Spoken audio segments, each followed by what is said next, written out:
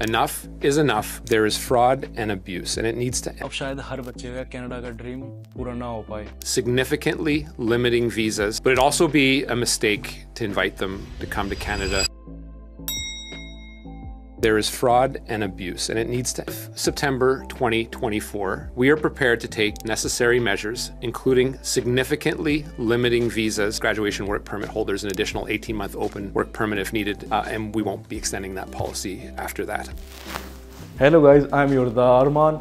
बाकी कनाडा के immigration minister से बहुत अच्छी भी है और बुरी खबर भी आ चुकी है. ये अनाउंसमेंट्स आपको पूरी बताता हूँ. पहले बैठ जाते हैं, बैठ के सारी बातचीत करते हैं. जैसा कि आपने पता ही है कि हर साल कुछ ना कुछ IRCC लाती रहती है.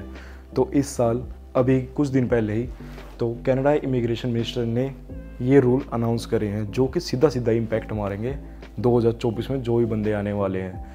आपने पूरा इंटरव्यू मैं डाल दूंगा डिस्क्रिप्शन में, जो भी आप पूरा देख सकते हैं उसने बंदे ने क्या क्या कहा है. बाकी शुरू करते हैं इस वीडियो में कि क्या क्या इम्पैक्ट होने वाले हैं और क्या क्या नए रूल आए हैं. चलिए शुरू करते हैं इस वाली बात. पहला जो इम्पैक्ट पड़ने वाला है वो है जो हम GIC अमाउंट भरते थे. Starting on January 1st, single applicant will need to show that they have $20,635 and funds to support themselves. जैसे मैं लास्ट ईयर में आया था तो मेरा अमाउंट था $10,000 का, पर उन्होंने अभी ये नहीं है कि 1,000-2,000 बढ़ा दिया उस पर. वो सीधा उन्होंने कर दिया है डबल, यानी $20,635. इंडिया के हिसाब से बनता है, इंडिया की करेंसी के हिसाब से 12 से 13 लाख रुपए, जो कि भाई बहुत ज़्यादा ही है. अगर इंडिया के हिसाब से देख रहे 5-6 लाख रुपए किसी चीज़ में पढ़ना ईजी नहीं है. तो कनाडा की गवर्नमेंट क्या कर रही है, कनाडा के मिनिस्टर ऑफिसर ने ये भी कहा है कि वो हर साल असेस करेंगे. ये नहीं है कि ये फिक्स है, हो सकता है ये कम हो जाए, हो भी सकता है कि बढ़ भी जाए. तो ये हर साल के रिकॉर्ड्स के हिसाब से चेक करेंगे. और जैसे कि आपने मैं बताता हूँ, जो साल 2 साल के बीच में अभी जो आए हैं, जैसे मेरा ही बैच था लास्ट ईयर का, तो अगर $10,000 की बात करें ना, $10,000 में पहले मंथ हमें मिल जाता है $2,000, जो कि हमारी स्टार्टिंग में रेंट वगैरह बनने में काम आता है. और हर महीने मिलता है. जैसे मेरा CIBC का अकाउंट था उसमें मेरे को मिला था $730. और जैसा आज की महंगाई चल रही है ना कनाडा में, हाउसिंग जो रेंटल का सारा कुछ है, ग्रोसरी वगैरह, 700 में तो भाई कई जगह रेंट भी नहीं भरा जा रहा बंदा था. क्योंकि अगर शेयरिंग में भी रह रहे हैं तो 550 का एक बंदे शेयरिंग आ रही है, और अगर प्राइवेट चीज़ 650-700 के प्लस ही जा रहा है. तो GIC में हो क्या रहा है, और काम यहाँ पे मिलता नहीं बंदे को. और जो पहले बंदे कहते थे कि हम तो पूरी वही GIC सेव कर ले हैं और अपने अगले साल की फ़ीस भी भर देंगे, तो ये वो चीज़ थी बहुत पुरानी चीज़. अब तक ये चीज़ पॉसिबल है ही नहीं, क्योंकि मैंने खुद भी अपने देखा है कि भाई खर्चे यहाँ पर बहुत हो जाते हैं बंदे के, और उसमें पैसे बचाने राम भरोसे चीज़ है. तो अब तो वो थोड़ा मुश्किल हो रखा है, क्योंकि बंदे फिर आगे फ़ीस भी नहीं भर पाते. कहने की बात हो जाती है, हर किसी का अपना अपना हिसाब होता है कि अपने GIC सेव कर लिया. हर किसी को नौकरी मिलती नहीं है यहाँ पे, मेन बात तो वह भी है. अभी इन सारी न्यूज़ के ऊपर आपने पता ही होगा, रील्स वगैरह कितनी देखी होगी आपने, यूट्यूब वीडियोज़ भी देखी होगी, कितनी नेगेटिविटी फैला रहे हैं इस बात पर कि ये हो जाएगा, अभी इतना कैसे करेंगे, कैसे क्या कैसे नहीं.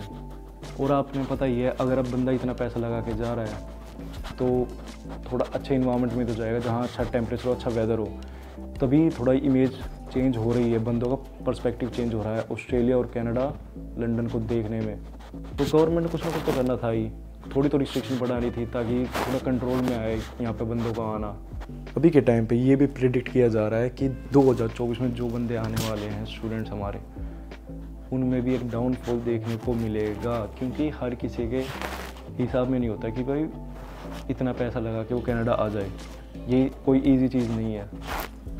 अगर मिडिल क्लास बंदे के ऊपर भी देखें तो 20-25 लाख भी बहुत होते हैं. कई बंदे कितना लोग लेके आते हैं, अब उसी पे और 6 लाख रुपए बढ़ेंगे, तो भाई टोटली डिपेंड तो करता ही ये चीज़ पे. अगर आपने इंटरव्यू देखा हो तो उसमें पता चलेगा कि उन्होंने ये भी अनाउंस किया है कि वो वीज़ाज़ पे रिस्ट्रिक्शन लगाने वाले हैं. तो कई बंदे सोच रहे हैं कि एक्सेप्टेंस रेट बहुत डाउन चला जाएगा और रिजेक्शन रेट हाई जाएगा. ये रिस्ट्रिक्शन मेन उन कॉलेजेस के लिए हैं जो स्टूडेंट्स के साथ फ्रॉड कर रही हैं. फ्रॉड कैसे, जो DLI अप्रूव नहीं है, वो दे दनादन ऑफर लेटर दे ही जा रहे बच्चों को, और आगे कोई स्कोप है नहीं। क्यों? क्योंकि उन्हें वर्क परमिट तो मिलने नहीं वाला, क्योंकि वो DLI अप्रूव्ड है नहीं। बाकी अगर आप गवर्नमेंट की साइट पे चेक करके DLI अप्रूव्ड किसी कॉलेज में अप्लाई करोगे तो उसका फास्ट प्रोसेसिंग ही चल रही है, इतनी टेंशन लेने की बात नहीं है। बाकी हर किसी की किस्मत के ऊपर बात है और बंदे की मेहनत के ऊपर बात है, आपका ज़रूर एक्सेप्ट होगा। बाकी रिजेक्शन और एक्सेप्टेंस तो चलती रहती है मार्केट में। सेकंड जो मेजर अपडेट है वो है 20 घंटे काम करने की रिस्ट्रिक्शन पे। Looking to potentially expand off-campus work hours up to 30 hours per week. We'll extend the temporary policy that has allowed eligible international students to work more than 20 hours per week through till April 30th of 2020. We're looking to potentially expand off-campus work hours for international students up to 30 hours per week. जो पहली जो चीज़ है, आपने पता ही होगा कि जो बंदे 7 सितंबर से पहले जिन्होंने अप्लाई करा 2022 में, वो सारे अलाउड थे फुल टाइम काम करने के, जिनमें मैं भी आता हूँ। मैं जब से कनाडा आया हूँ मैं पूरा अलाउड था पूरा काम करने के लिए 40 आवर्स प्लस। तो उसके बाद जो भी बच्चे हैं सारे रिस्ट्रिक्टेड थे कि 20 घंटे ही काम कर सकते हैं। तो अब गवर्नमेंट ने क्या किया है, वो एक्सटेंड करके कि सभी अलाउड है, वो कर दिया गया है कि 30 अप्रैल 2024 तक हर स्टूडेंट फुल टाइम काम कर सकता है अपने कनाडा में होके। इस बात से बढ़िया ऊपर कोई चीज़ नहीं हो सकती भाई स्टूडेंट के लिए जो कि कनाडा में रह रहे हैं, कि उन्हें फुल टाइम काम मिल जाए। क्योंकि यहाँ पे पार्ट टाइम तो काम बहुत कम बंदे देते हैं और उसमें आर्ट्स भी नहीं देते कोई भी, तो फुल टाइम तो अब हर बंदे को जॉब भी मिलेगी। पर ये याद रखना ये बस 30 अप्रैल 2024 तक है। और बाकी मिनिस्टर ने ये भी अनाउंस किया गया है ये कि 20 घंटे से ये बढ़ाया जाएगा 30 अप्रैल 2024 के बाद, जो कि एक्सटेंड करके कर दी जाएगी 30 घंटे ऑफ द कैंपस। जो न्यूज़ है, जो ये अनाउंसमेंट है, ये अभी ऑफिशियल नहीं हुई है, ये देखेंगे हम 30 अप्रैल 2024 के बाद कि कब स्टार्ट करेंगे कब नहीं करेंगे। तब तक शायद 20 घंटे ही हों जब तक ये अप्लाई नहीं होती। और कई स्टूडेंट को ये भी डाउट में रहता होगा कि वो 50% जो अभी चल रहा है 50% ऑनलाइन 50% ऑफलाइन का, तो गवर्नमेंट ने वही ये कर रखा है कि 50% हम अपनी स्टडीज़, जैसे मेरी 2 साल की स्टडी है 16 महीने की, तो मैं 2 सेमेस्टर ऑनलाइन लगा सकता हूँ और 2 मेरे को ऑफलाइन लगाने पड़ेंगे। कई बंदे इसका ऐसे बेनिफिट उठा रहे थे कि इंडिया में बैठे बैठे अपने घर में उन्होंने 2 सेमेस्टर निकाल दिए, 50% स्टडी और 50% वो यहाँ के अपने कॉलेज या यूनिवर्सिटी में लगा रहे थे। बाकी उनका भी अच्छा था, पर मैं तो यहाँ कनाडा आके भी मैंने 2 सेमेस्टर ऑनलाइन निकाल दिए। 3rd and 4th सेमेस्टर मैं ऑफलाइन लगाऊंगा, क्योंकि मेरी 50% स्टडी ऑनलाइन लगा दी है, 50% ऑफलाइन लगाऊंगा मैं, तभी हम PGWP के लिए अलाउड होंगे। और जो ये 50% वाला हिसाब था ये एंड होने वाला था इस साल के एंड में 31 दिसंबर 2023 में, पर गवर्नमेंट ने ये भी एक्सपेंड कर दिया है, जो कि है 1 सितंबर 2024 तक आप 50% अपनी स्टडीज़ ऑनलाइन लगा सकते हैं और आप फिर भी पोस्ट ग्रेजुएशन वर्क परमिट के लिए एलिजिबल होंगे।